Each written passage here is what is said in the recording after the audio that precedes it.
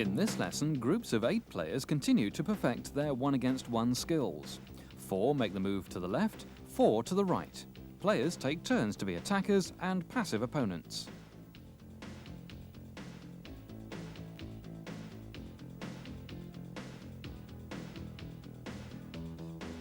Such effortless control, pushing the ball forward to tempt the opponent, then pulling it back behind the standing leg which shields it, and moving off into the other direction.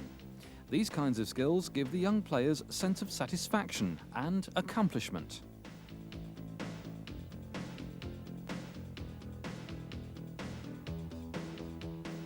A double move.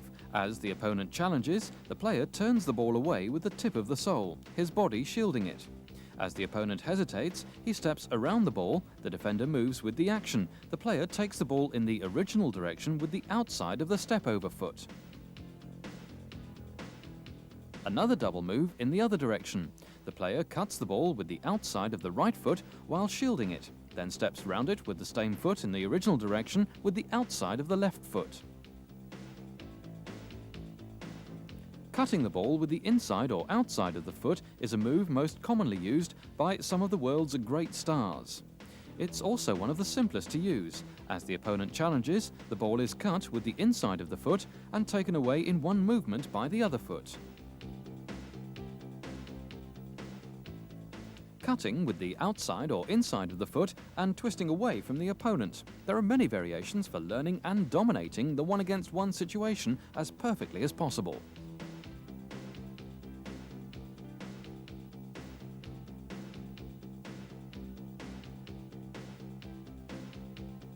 Beating 2 challenges one after another by using the scissors move, stepping around the inside of the ball and to one side with one foot, but then taking it in the opposite direction with the other. All wonderful moves that these players enjoy doing.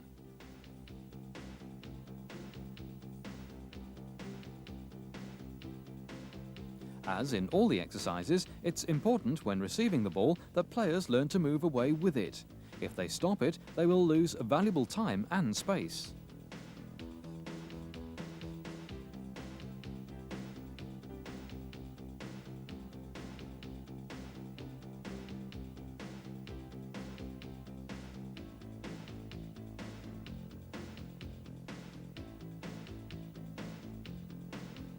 Two against two with a resting player. The player can either combine with his teammate or take on his opponents individually. As you can see here, most of the time they love to take initiative themselves. The results come from constantly encouraging initiative with risk, flair and confidence.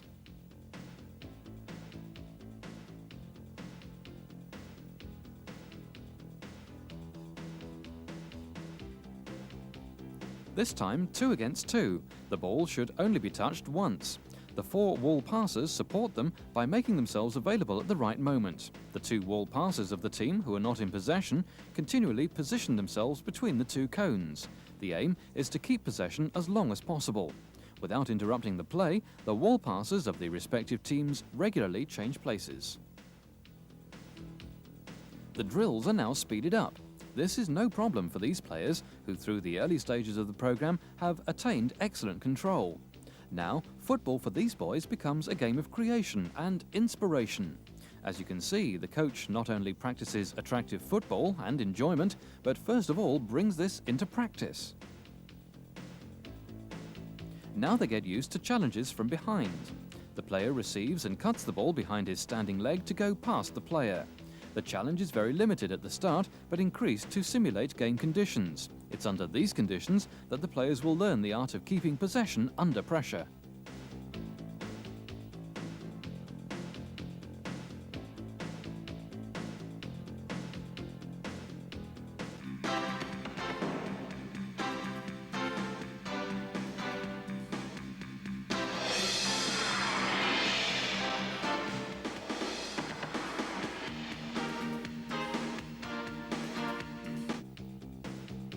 Groups of 8 players practice overlapping or the option of moves.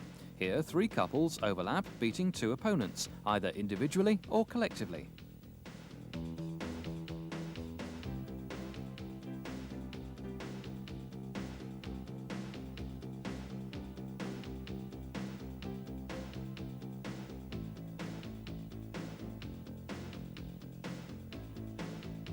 In the same formation, two opponents defend the whole square. In all drills in which the opponents challenge 100%, the player who loses the ball becomes defender.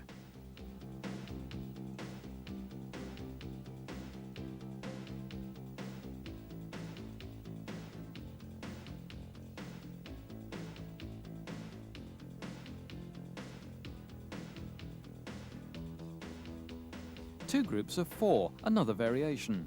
Again, the progression of these exercises can be mastered by going back over the video to understand the various formats. The best training sessions involve little talking by the coach and a lot of action by the players. Here there's constant action and changing of roles without interruption.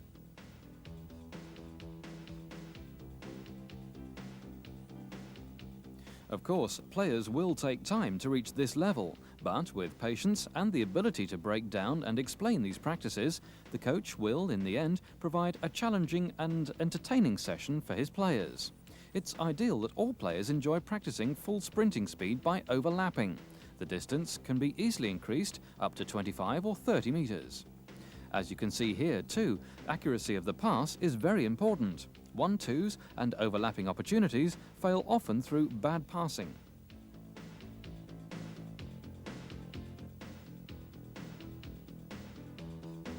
Practicing the overlapping exercises with full pressure from the opponents increases the dedication and concentration, putting the opponents as often as possible on the wrong foot. When practicing the sprinting speed, the players need full recovery before starting again at full speed. The number of players can always be increased. While the player with the ball is most important, his success is often dependent on the positions taken by his teammates off the ball. These exercises are also designed to encourage such cooperation.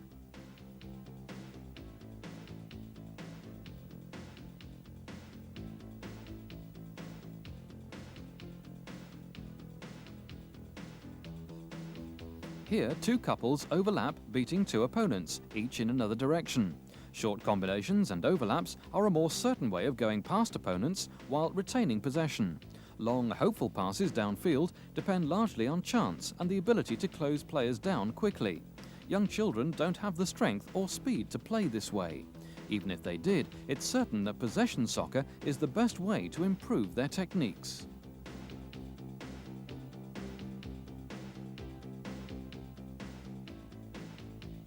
All passing 1-2 combinations and overlapping exercises can be alternated with ball skills exercises. This exercise is for 4 players in each group. 2 players avoid challenges by turning the ball away with the sole. Now step around the ball with 1 foot turn, shield the ball, then go away with the other foot. 2 groups of 4. Inside foot twist beats the first challenge. An outside foot twist off beats the second challenge from the opposite direction. The ball is passed to the next group.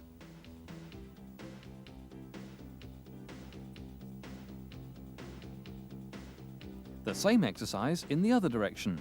Players should learn to take the ball away on the move. 2 challenges in quick succession.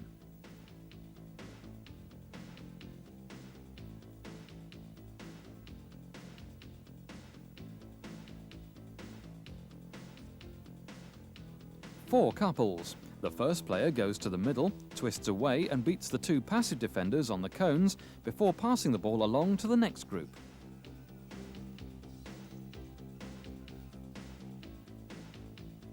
The same formation, now practicing in the other direction. Top of the sole move, a beautiful turn that shields the ball, which can then be carried away with the opposite foot.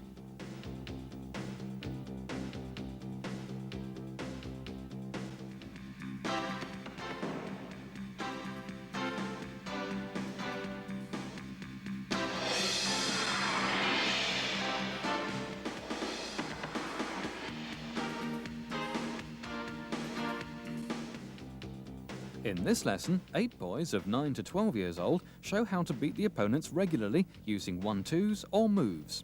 In the first drill, 4 players go up and down using a 1-2 with one of the permanent wall passes, or they can use a move. The challenges are not designed to win the ball, the idea is uninterrupted repetition.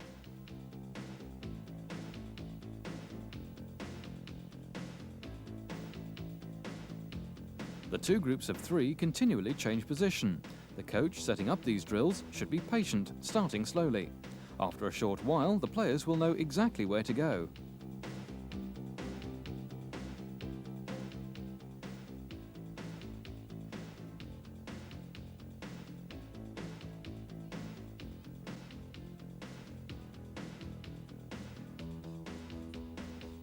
Here, the two players practice the chip and beating opponents. By training the youngsters the techniques of the best players, they will always be completely aware of the purpose of their exercises.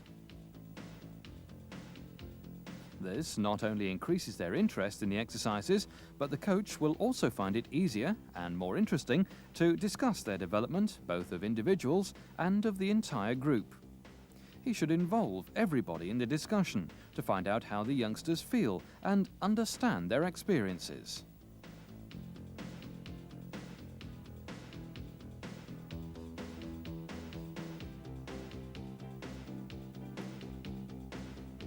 Here, the receiving player chips delicately over the onrushing player. A perfect touch, the result of regular and effective practice with the ball.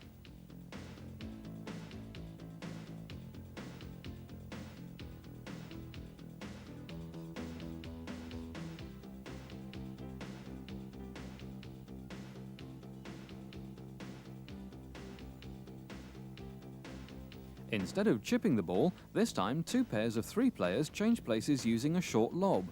The player who plays the ball back becomes the opponent.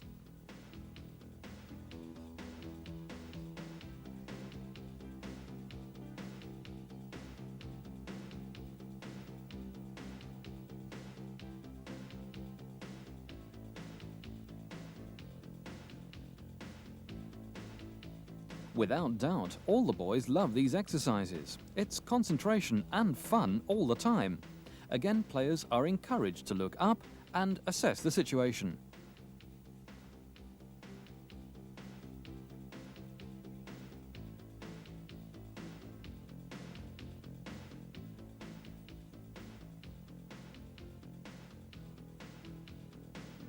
Here's an exercise that's always popular: swerving the ball. Hitting the outside of the ball with the inside of the foot, a wonderful skill. Dangerous and also useful when taking free kicks.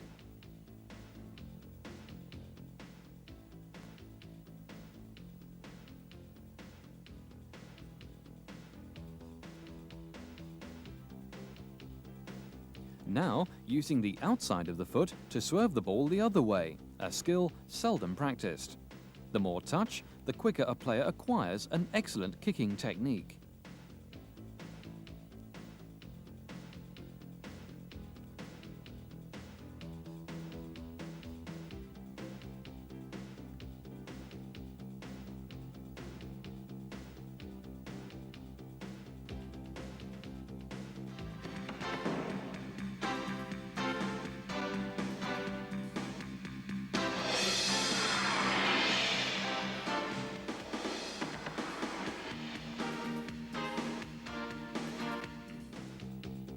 In this lesson, 10 players are used. Here, a passing move. Notice the spin round and how the player shields the ball with this move. The first player is beaten. The second is now beaten using a 1-2. The ball is then passed to the next group.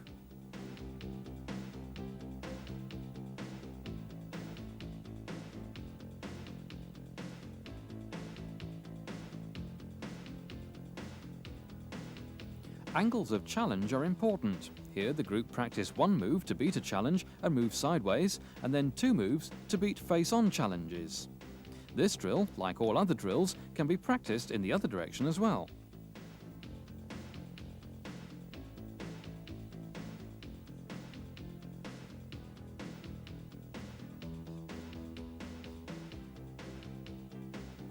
Almost without any effort, the 6 players constantly change places with the 2 permanent wall passers and the 2 passive opponents.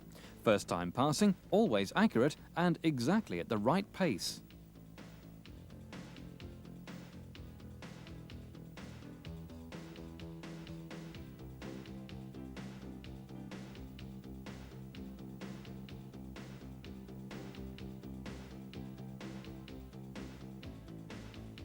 In this drill, 4 pairs of 2 change positions constantly. The two pairs in the middle receive the ball and make a 1-2 with two wall passes. The front and back couple continually change position with 1-2s and pass the ball to the pair in the middle.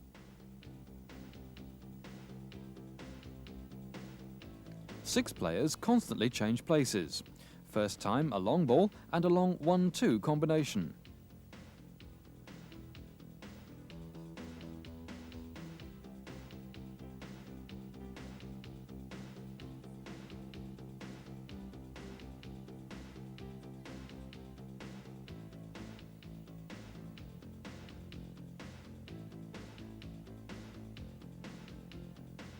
Two teams of 5 practice playing the ball first time. 3 players of each team form a large circle, in which the other 2 players play 2 against 2. The team in possession of the ball may also combine with the 3 players of the other team who form the circle. This ensures possession. They change places without interruption, a fun and challenging drill.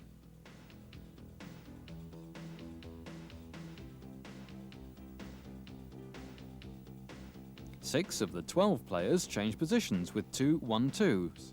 They also change places with the other 6 players. The speed of the pass is increased step by step.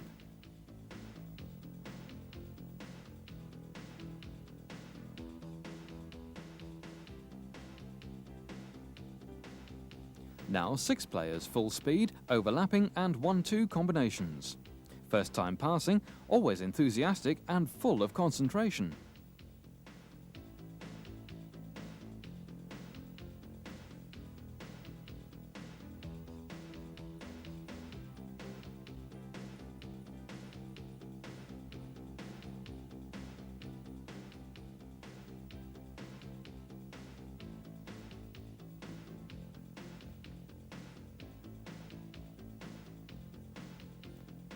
One of the 3 groups of 4 change places through first-time passing and 2 1-2 combinations.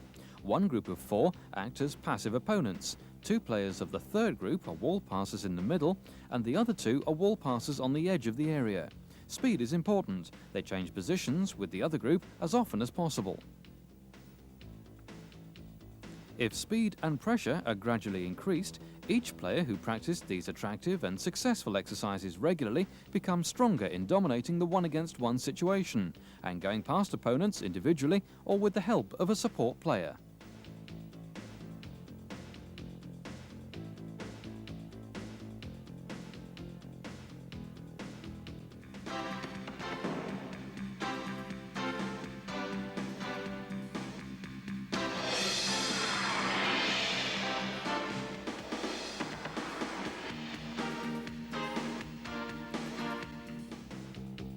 In this lesson, 10 or more players practice 1-2 combinations, overlapping and speed.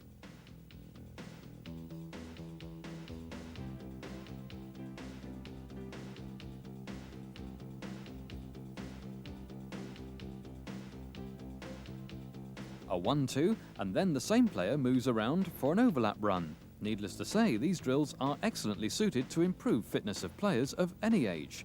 A match-related fitness program, an ideal situation. Sprinting can be determined by working in groups of 8 instead of 4, and the distance between the players extended.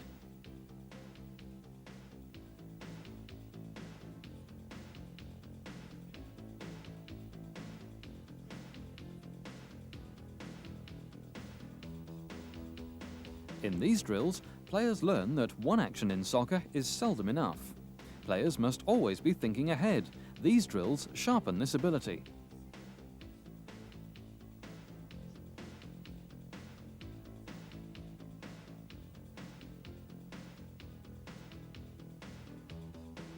In a 2-against-1 overlap, the player is encouraged to pass in a match situation. Here, the ability to do a move can fool the opponent into thinking a pass is coming.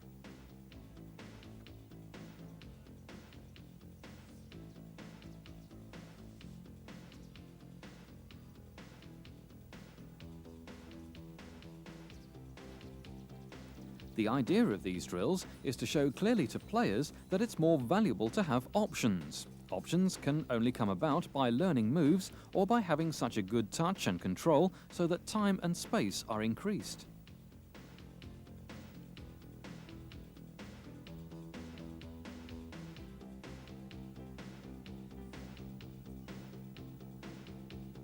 4 couples practice overlapping up and down. The player without the ball positions himself as wall passer. The number of couples can be increased to push up the speed of sprinting.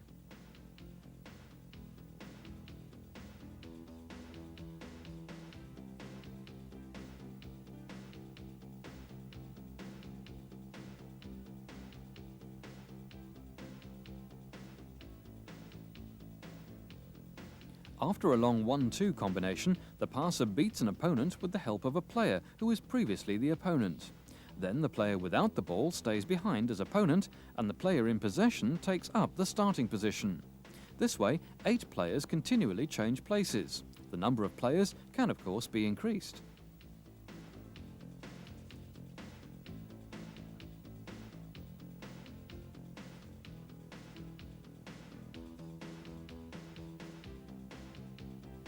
In this drill, 14 players practice. Again, a lot is happening. These drills teach concentration, a most important aspect of the game. Without listening and absorbing the coach's instructions, these complicated drills would be even more difficult.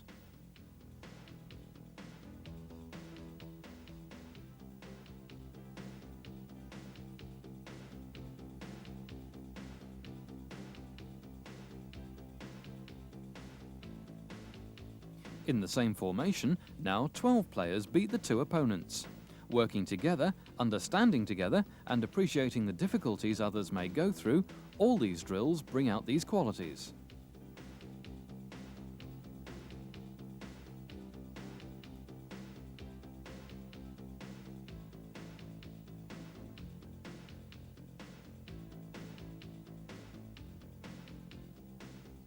Four couples overlapping. This can be an exhausting drill. The coach can mix up all these drills, alternating gentle ball exercises with intense combination drills and small games. The objective is always the same, to give the players every opportunity to improve themselves.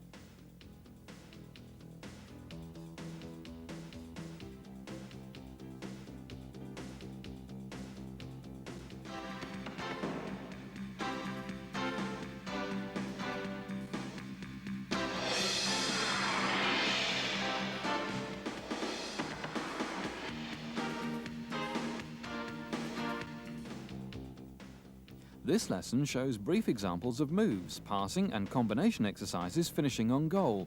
Indeed, we would need a completely new video series to show all the drills possible. The coach can use this video as a drill reference library, referring to it to organize his sessions. Dribbling, shooting and scoring is what they love. The coach gives them as many opportunities as possible and step by step the weapons for creating goal chances, which is a wonderful contribution to their development and enjoyment.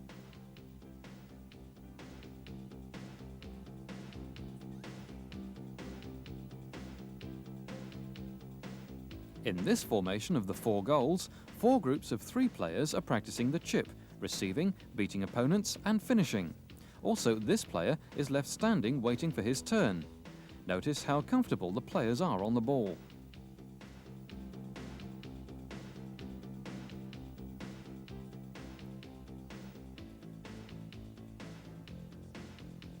Four groups of 3 players constantly change positions while taking on 2 opponents, using the instep to finish.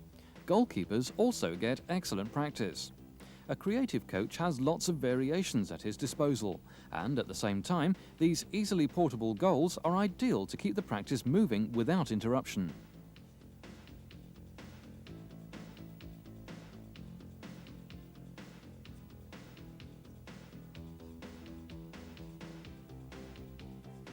Now, 3 examples of passing and finishing. On one side of the goals, the players practice the long pass, then a first-time strike at goal. The pair constantly change position.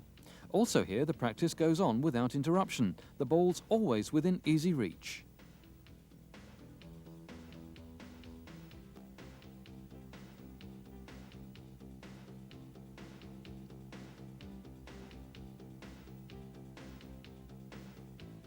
It's possible to practice with groups of 2, 3 and 4 players with and without goalkeepers. Here, 2 players of each group of 4 practice crossing. The other 2 alternately pass first time and shoot. Steady improvement develops not only more enthusiasm, inspiration and dedication, but also develops an excellent training mentality necessary for progress. In this formation of the 4 goals, 4 groups of 3 players continually practice crossing and finishing without interruption. At the end of the building-up training, heading should be practiced. But as you can see, good centres are essential. Many crosses and headers go wrong in the game, even with professionals. The number of centres and heading on goal is relatively small in most training sessions. With these goals, crossing and heading technique can be ideally practiced from various starting positions, and without any doubt, all players love it. Now 3 examples showing that most of the 1-2 combinations and overlapping are well suited to finishing on goal. Here the players practice receiving and kicking technique, beating an opponent with a move or 1-2 combination, crossing and finishing. Many varied skills in one drill.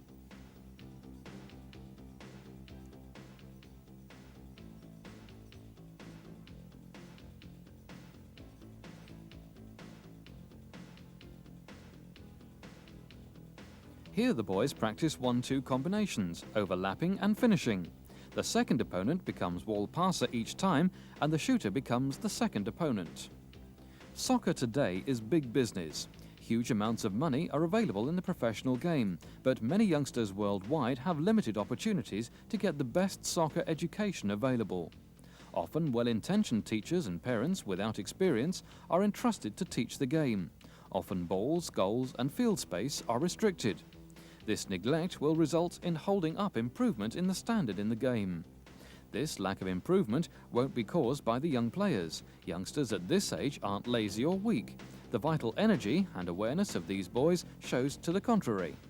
Youngsters at this age have mainly positive points. This positive attitude needs to be challenged correctly. The most important function of each youth coach is to encourage a positive attitude.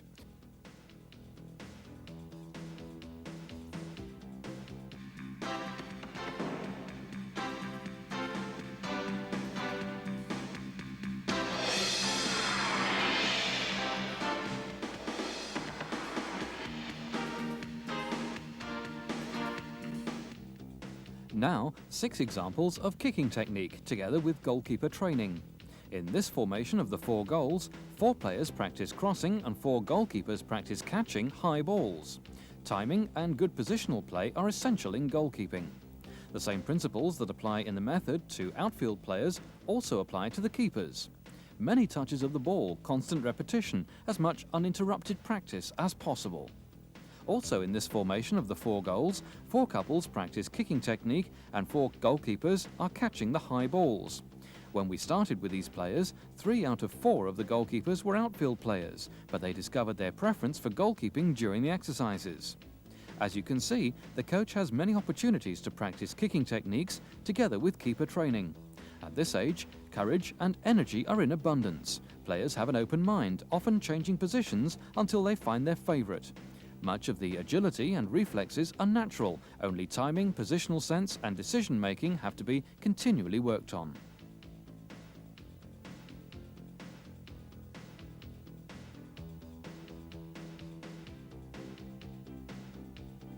Here, 2 couples practice chipping the ball, while 2 others concentrate on goalkeeper's technique.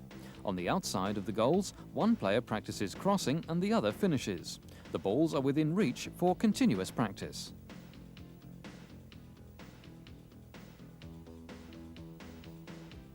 Here, 1 player practices receiving and moving away, while the other practices kicking technique. The keeper tries to cut out the cross.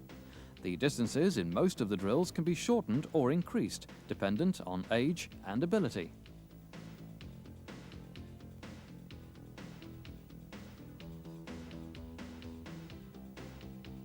Here, 3 youngsters practice a very successful move for beating the opponent. The goalkeeper catches the ball at the right moment. Timing as well as agility. The more keepers handle the ball, the more confidence and judgment they acquire. Perfecting all the techniques and initiative with risk, flair and confidence is the central point in every form of training on this age. This is absolute condition for their further development as player or goalkeeper.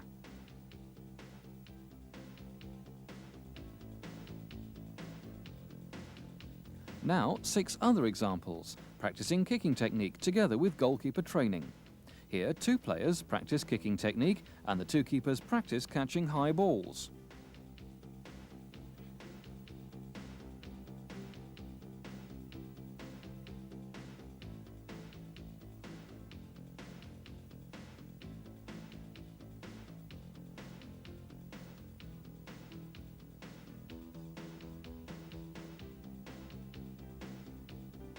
Four players and 4 goalkeepers are practicing on 3 goals. Only a few balls are needed to help keep the whole group constantly occupied.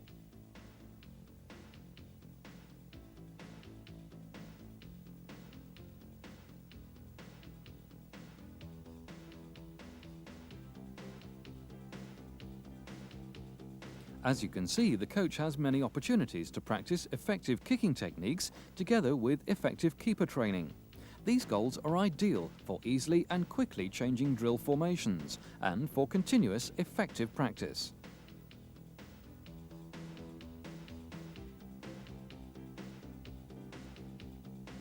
A low cross now, which the keepers try to save at the near post. The players gradually hit their crosses harder. The distance of the goals is increased.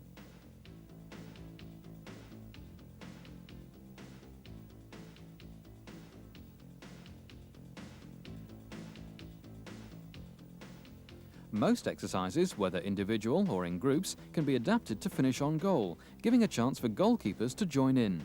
The competitive factor guarantees enjoyment and involvement. Players try to score, the keepers doing their best to keep the ball out. They learn to treat practices as seriously as games. Goalkeepers should not be ignored during training, especially with limited club training sessions. The best way to integrate them is with their teammates rather than practicing alone with them.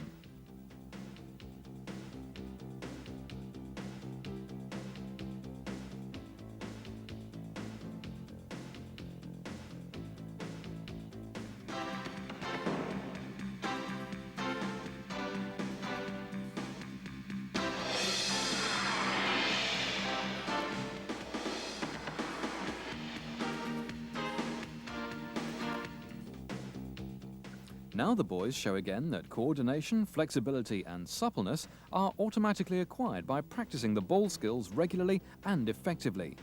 Here, by cutting the ball with the inside of the foot under the body, the hip and ankle joints are turning fully inwards. Cutting the ball with the outside of the foot, now the hip and ankle joints are turning fully outwards. Only optimal, effective practicing with the ball makes the movements economical and fluent.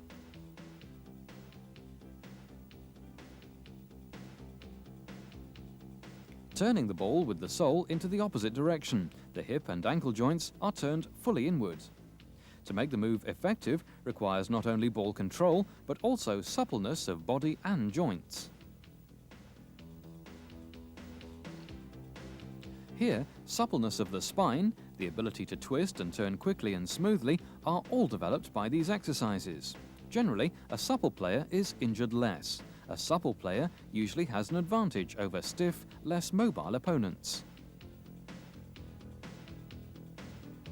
In this drill, the hip and ankle joints are alternatively turned inwards and outwards. Every player, whatever his age or ability, would benefit in improving flexibility, mobility and coordination by practicing these drills.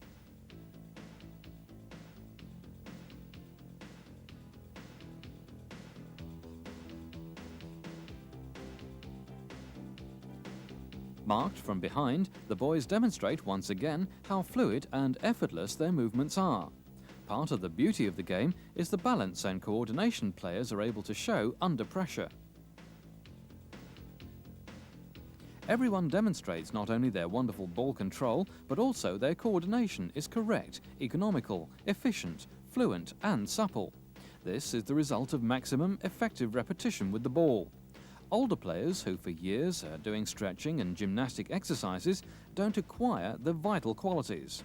An elastic, supple player is not only injured less, but gets also quicker possession of the ball against a stiff-moving player who has to fight for the ball through lack of mobility in such a case. Initiative at every opportunity and perfecting all the techniques is the central point in every form of training at this age. This is the absolute condition for developing coordination, flexibility, agility, and suppleness on the ball.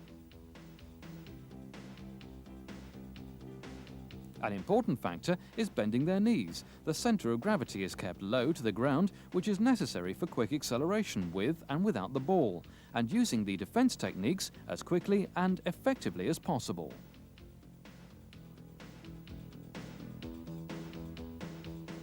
All the drills for touch, ball feeling, ball control and flexibility are appropriate for use in warming up. As we've seen before, the constant twisting and turning uses most of the joints in the body. The level of difficulty can always be adjusted in the technical development of the players. The coach convinces the players of the importance of warming up. They're encouraged to start warming up before training begins, so they don't waste any precious time. All these exercises also mean involvement, concentration and enjoyment, and compared to 20 minutes of running, they produce the same pulse rates. During the past few years in soccer, an increasing amount of time has been spent on gymnastic and stretching regimes. Although we don't deny that these exercises can be useful, it would be better to spend the same time, often so limited, on the technical development, especially by youngsters and technically weak players. For many technical players, stretching exercises are very useful for warming up, but for youngsters and technically weak players, it's often much more useful to practice with the ball, like the young boys here. These attractive and very useful ball exercises for developing as quickly as possible ball feeling and ball control also can ideally be practiced between two more intensive exercises, or independently as home practice. These drills are appropriate to use in warming up, even by the top players, where the level of difficulty can always be increased. It's dedication, concentration and enjoyment all the time.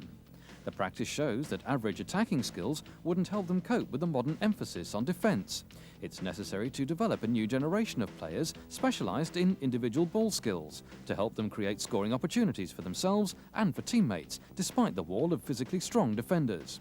Also, in warming up before practice, the coach uses the valuable training time as much as possible to reach this all-important aim.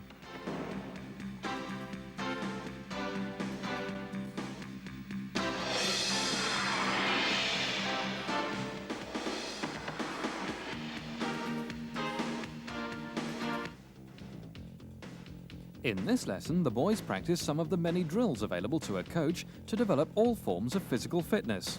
In all the drills, distance, speed and the number of repetitions can be increased, and the exercises can alternate with less intensive drills. Because of the emphasis on physical conditioning without the ball, the majority of players, even at the end of their careers, are not strong or creative on the ball. This has not helped the progress and the popularity of the game. Almost all coaching syllabuses emphasize organisation, physical conditioning and tactics. Though these are important aspects, more emphasis should be given to technical development. Mastering the ball skills of the best players, these skills make soccer such a fascinating sport. Unfortunately, this aspect has not been emphasized. This is perhaps the reason why the improvement in technical development over the last 25 years has not kept up with the improvement in the physical side of the game. And it is, of course, much easier to prevent opponents from scoring than to create goal chances. We think that because of the diminishing levels of individual attacking skills, the game has become less attractive. Even top games illustrate that scoring opportunities have become more and more difficult due to the emphasis on defence and physical conditioning. This trend will not disappear. Certainly, the wall of physically strong defenders, defending the opponent's goal, will never become less compact. In itself, this is no problem if the players practice regularly and effectively the attacking qualities indispensable for creating scoring opportunities despite the wall of defenders. Through the great lack of technical skills programs, the soccer world is in great need of players with excellent attacking qualities. The practice proves clearly that 2 or 3 training sessions a week is not sufficient to improve the attacking skills regularly if the coach wastes time and energy on unrealistic exercises. There are countless exercises ideally suitable for older players to develop their attacking skills automatically with an excellent physical conditioning.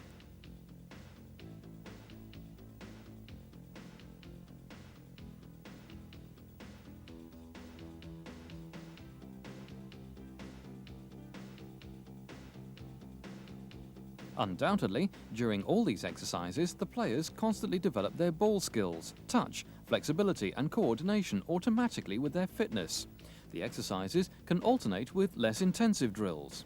The ball is the best coordination, stamina and endurance trainer, while all players enjoy practicing these exercises.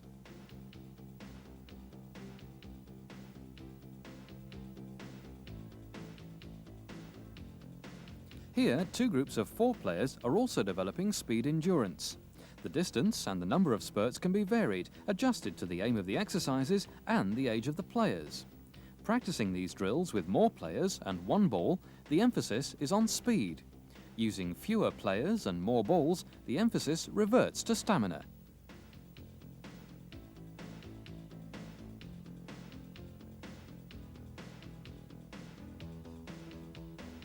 Hundreds of ball skills and kicking exercises are practiced during the build-up training. They're ideally suited to produce a pulse rate of 130 to 150 by increasing distance and speed.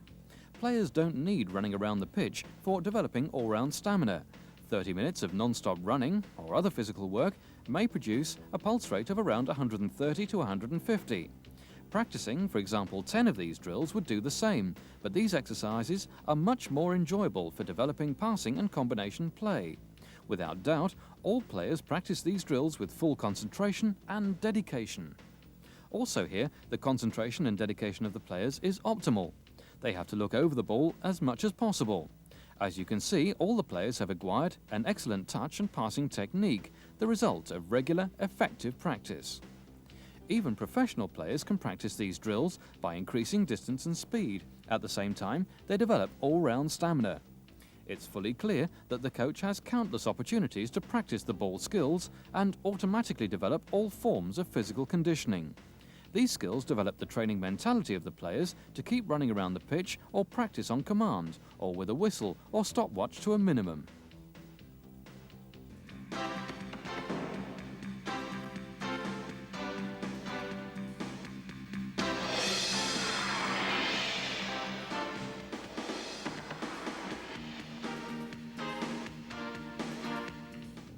In this lesson, a few examples to show that during build-up training, all techniques are practiced up to full speed. Speed is one of the most important qualities in soccer, especially quick acceleration. In soccer, there are many short sprints during the game. The moves and combination play are only effective at speed. As you can see, through practicing hundreds of these ball skills exercises during the build-up training, all the boys have acquired an excellent acceleration and coordination speed. Sprinting speed is practiced in many varied skill exercises, and always without any signal or command from the coach, exactly as in the game. Here the boys sprint around to overlap. The timing and speed of the overlap is important. The sprinting distance can be determined by the coach. Full recovery is needed before starting again. All players enjoy this way of practicing full speed, concentration and fun all the time, but the boys are fully aware that speed is vital in soccer. The games with resting players are ideally suited to developing all forms of speed. Soccer is a game of sprints, mostly under 30 yards. That's the reason why short sprints are mostly practiced during the build-up training. All forms of speed are always practiced without signal or command from the coach, which also develops their reaction speed related to the game. Here, 8 couples form a circle. The distance between them is 16 yards, so they can practice running distances from 33, 50, 66 to 180 yards. By running in a circle, the distance seems smaller than it is. At the end of the build-up training, it's useful to do some running drills now and then to develop running technique.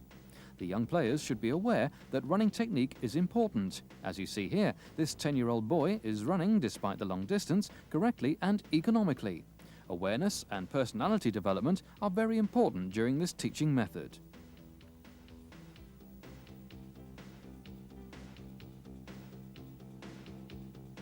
Sprinting speed is mostly determined genetically. However, there's no doubt it can be improved with purposeful speed practice and power training, whether with modern equipment or jumping exercises. Nearly all young players lack explosive power. Weight training is not appropriate at this age. Jumping using their own body weight is recommended instead. They have to stretch their bodies out with a little jump between, almost at an angle of 90 degrees, a graduating incline and soft surface to cushion the impact to their joints. They practice the same jump here, but now sideways. Young players should practice these jumps on their own at least once a week. This will make it easier for youth coaches, who often only have young players once or twice a week, to use their training sessions to improve technical and creative development.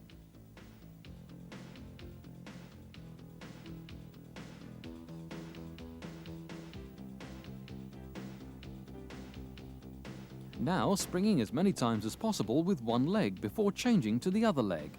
This is a very tiring exercise, especially in the sand and uphill. As well as helping explosive power, it builds good fitness. A frog jump here, as high and as far as possible. Demanding but fun all the time. In spite of the demanding nature of this exercise, the boys are fully concentrated and enthusiastic. They realize the greater their explosive power, the more effectively they'll be able to use the skills. Besides practicing heading technique with the ball, there are many other jumping exercises uphill. Like all qualities, it's essential they become fully aware of the results of practicing regularly.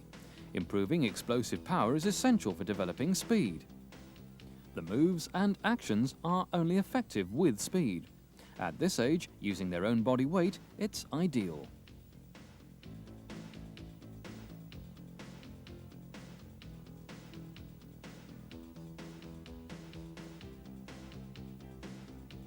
Heading should only be practiced from the age of 10 or 11 years old.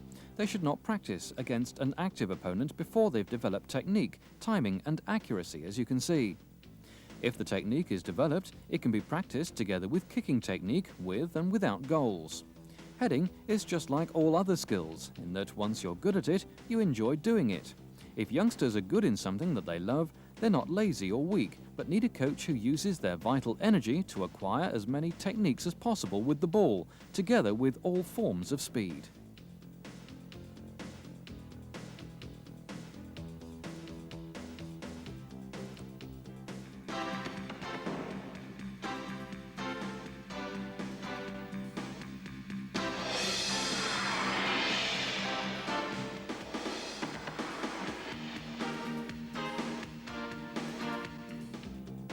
In this lesson, the object is creativity. During the whole method, freedom, individual expression, is always encouraged. This is essential to improve creativity at this age. During all the drills, they keep possession or beat their opponents with a move of their own choice. After a while, these techniques become second nature, automatic and spontaneous.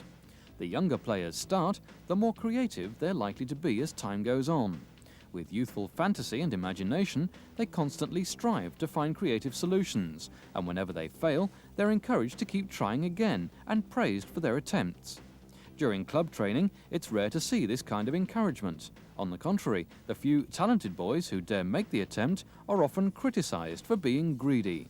This is one reason why the flair and individuality in soccer is on the wane.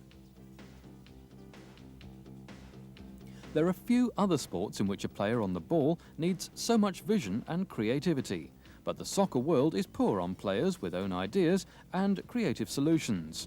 Without learning controlling the ball, youngsters are helpless for developing their creativity. Less skilled players who've been forced to play against full pressure right from the start aren't capable of beating opponents individually. Learning to control the ball, even without opponents, is difficult and needs regular and effective practice. Repetition till perfection. Gradual opposition is the right sequence. As you can see, the players in the defending role don't make full challenges. The main goal here is to develop technical and creative dribblers, who are taking initiative and making independent and creative decisions as many times as possible. Spontaneity is all important at this age. This is the only way for developing players with their own ideas and creative solutions. Like these boys, young players of this age, when skillful, love nothing more than taking initiative with the ball. The result is the source of inspiration for playing soccer every day. Here, another practice 1 against 1. Again, dominating the 1 against 1 situation is the most common and important quality of soccer's greatest stars. The big problem in soccer is that, with the exception of the few top players, all the other players tend in the slightest difficulty to pass the ball to a teammate, even though he's not in a better position, or just kick the ball upfield. That's the reason why football becomes less and less attractive. Through the dialogue between teacher and pupil, the boys become completely aware that controlling the one-against-one situation is crucial to becoming valuable technical and creative players. If youngsters can dominate the one-against-one, it's unlikely they will choose another sport instead of soccer. Here, the two players of the team in possession have to beat the two opponents in the middle, who defend not too close to each other. So the players have mostly to solve the one-against-one situation. All these drills show clearly that these boys during this whole program have practiced in an atmosphere where players are not afraid to express themselves, and flair and initiative with the ball is always encouraged, always challenged. These small games are much more attractive and effective than playing 11 against 11 with players developing their own ideas and creative solutions. It's certain that youngsters, when skillful, use their fantasy, imagination and natural intuition to develop and explore their technical and creative abilities. Even most professional players aren't able to perform as creatively as these boys. Young players at this age play spontaneously, while older players without this grounding tend to consider and calculate first. When analysing football's all-time greats, an interesting fact is that none were produced by special training or coaching. The really great individual players are blessed by a God-given talent. These players are indispensable. They are the players that fans love to watch. Such players are rare. Only the few top players using regularly unexpected moves are dominating the one-against-one situation.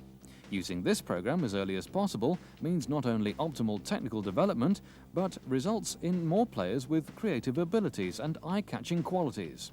In the future, we cannot depend on exceptional talents, they are so rare. Youngsters with normal talent, like these boys, should be able to develop into excellent, technically creative players. Using this teaching method at as early an age as possible can accomplish this. Obviously, not everyone can become a top player, but every technical, creative player finds much more enjoyment and satisfaction in football as a result of this training program.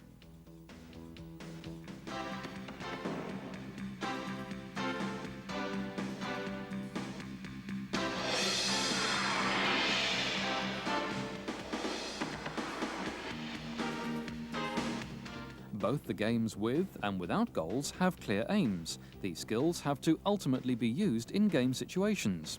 Here, 4 against 4. The aim is to create as many goal chances and finish, either individually or in combination play. Also here, the boys are fully aware about the purpose of the game. The competitive element is an important factor, but winning is not important at this stage. Average attacking skills cannot help against modern emphasis on defense. Currently, players in possession of the ball need a great deal more attacking skills than used to be the case when the wall of defenders was less numerous and compact. That's one reason that the players in this program, from the beginning, constantly practice the attacking skills of the best players, gradually learning to use these skills for creating more scoring opportunities in the game. At the same time, the players develop continuously their knowledge of tactics. Here, by practicing one of the countless exercises, you can see again the wonderful ball control and flexibility of the boys. You can also see the centre of gravity is kept as near to the ground as possible by bending the knees, essential for quick acceleration and winning the ball. Flexibility and suppleness are very important to learn the defending skills. A flexible and supple player gets quicker ball possession against a stiff moving player who has to fight for the ball through lack of mobility in such a case. After the build-up training, the boys have 5 or 6 years left to develop their defending qualities. Youngsters at this age, when flexible and supple, easily learn the 5 different sliding tackles in 1 or 2 training sessions. But learning to control the ball well without an opponent is difficult and needs regular and effective practice. Learning to dominate the one-against-one situation with full pressure is extremely difficult for players without great talent. Practice of this vital quality should be continuous and effective in each training session, even with professionals. At the same time, they develop their defending skills. This is, without any doubt, the only way to change colourless and predictable football in the future.